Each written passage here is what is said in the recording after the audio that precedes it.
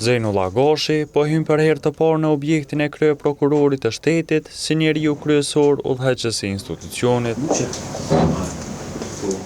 Pas afro 4 vitesh, Kosova është bërë me kryeprokuror me mandat të plot. Zyrtarisht, detyrën Goshit ja dorëzoi Agron Çalaj, që deri dje mbante pozitën e ushtruesit të detyrës. Zyrtarisht, u dorëzoi e juftoj njëkohësisht që të merrni në pranim menaxhimin dhe udhëheqjen sipas kompetencës ligjore të funksionit të prokurorit të shtetit. Suksese dhe urime në mandatin kushtetues.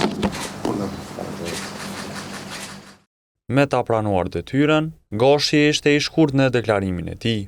Falenderit kolegëve për besimin e dhënë.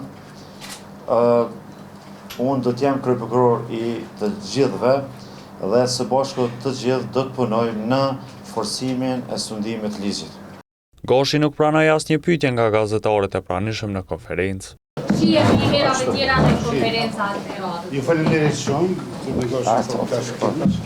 Bashkë me Çalajin dhe përfaqësues të tjerë të zyrës së kryeprokurorit, Goshi mbajti një takim pa praninë e mediave.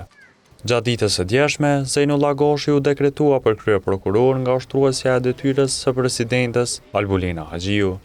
Fillimisht, ajo nënshtrua një konkursi të Këshillit Prokurorial, nga i cili doli si kandidati më i poentuar. Kosova mbeti pa kryeprokuror që nga prilli i vitit 2022, kur i skadoi mandati Aleksandr Lumezit.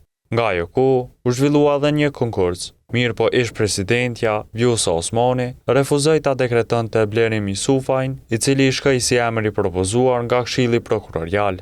Mandati i Zejnullah Goshit si kryeprokuror është 7 vjeçar.